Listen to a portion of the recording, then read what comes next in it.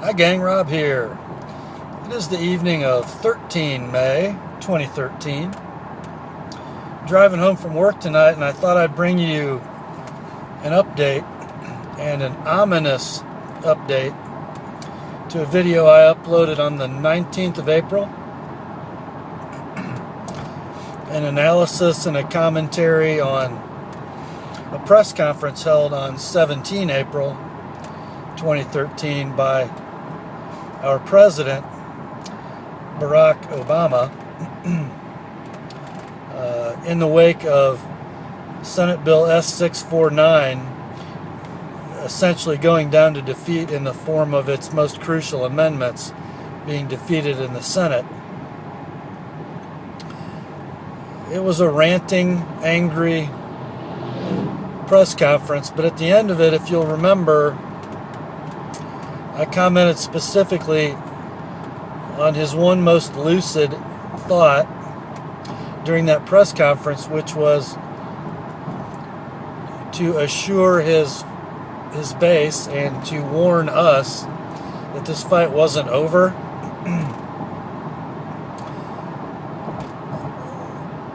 A thinly veiled warning that he would be mobilizing his ground troops, and I use that not so metaphoric term on purpose, that this fight to remove our Second Amendment rights was just beginning. And in the space of about 3 weeks, he started to make good on that warning or promise or threat, depending on your point of view. First, I want to start with something not directly from the president, but which indicates his agenda. There was an unwitting hot mic exchange made in the New Jersey State Senate, in which two female Democratic and liberal Democratic state senators from that state were recorded having an exchange that was sort of garbled, but you could certainly pick out the important parts of it, and you can search this on the internet. It's not hard to find the actual audio footage from these two state senators. One of them is caught saying we have to confiscate.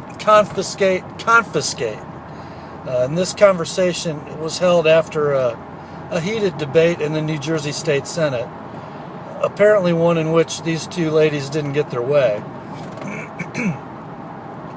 The supportive response from the other state senator was more clear, and she characterized the views of American patriots, those who believe in the right of the people to keep and bear arms, in the following way: they just want to run around with their guns and do whatever they want.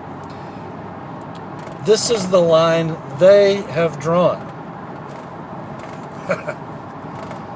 As if to say that the rights guaranteed to us, the rights affirmed by our founding fathers, the rights given to us by our God in heaven to defend ourselves against criminals and against tyranny, were a notion that we just dreamed up in the middle of some political fight.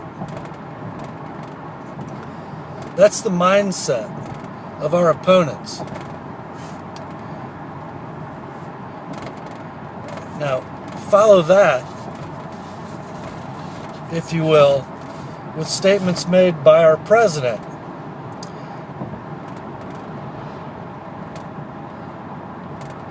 A week ago Sunday at the commencement of the Ohio State University.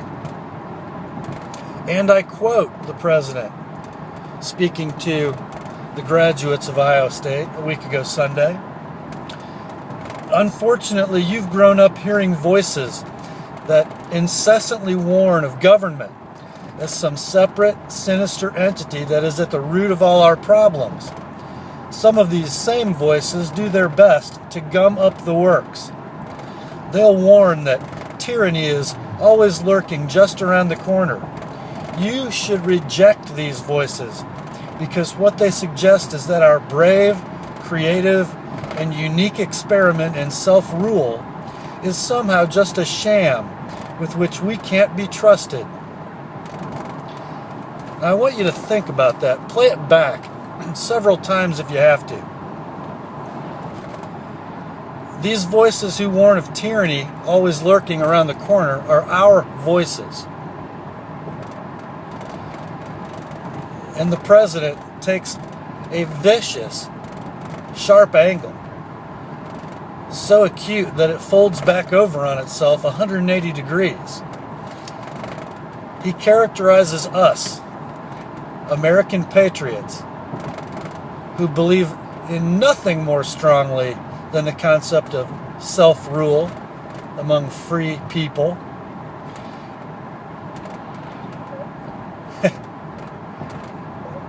He characterizes that idea as saying that self-rule is a sham. Now, we got to remember, folks, most of the people who listen to, support, and believe Barack Obama are, in fact, stupid and or ignorant enough to buy that logic.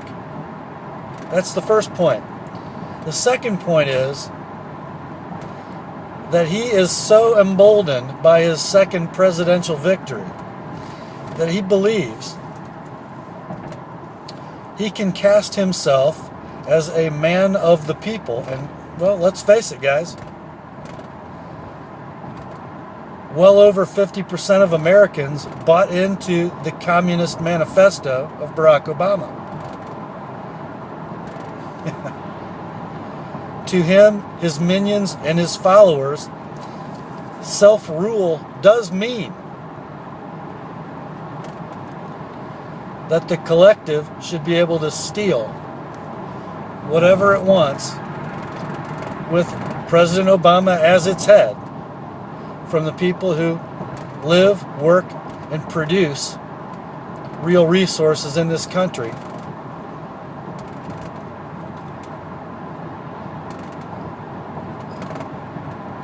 So that we in effect become laboring slaves to finance the new communist states of America. See, he took our small victory on the 17th of April, took his stinging defeat, regrouped, and in very, very short order, fought fire with fire, hit us head on with a lie so insidious, so brazen,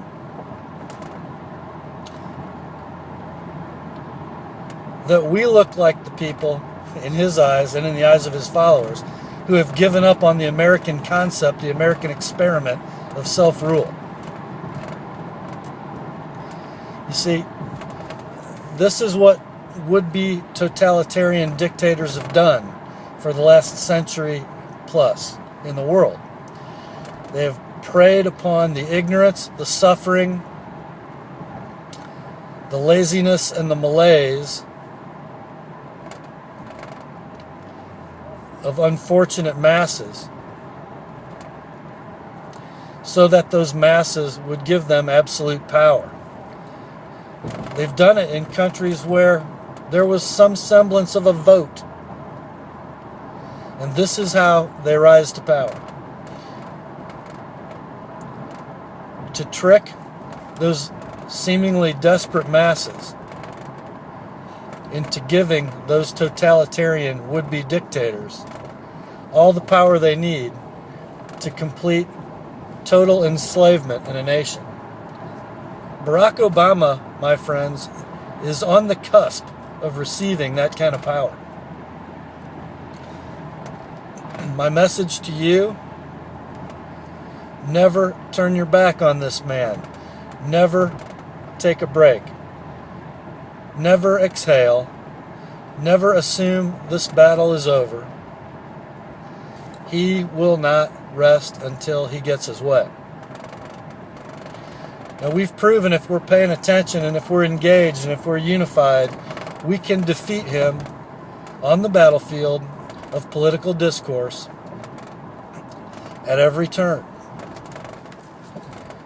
But only if we're paying attention, only if we're galvanized, only if we're energized.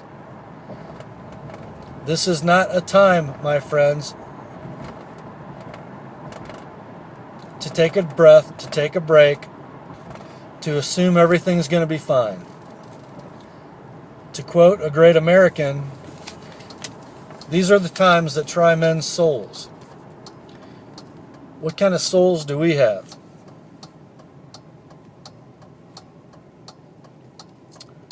I think we know the answer to that. Our fight has just begun. This is a battle, this is a war for the future of our nation that we cannot lose. The responsibility lies on our shoulders, my friends. Let us shoulder it well. Grace and peace. Have a good night.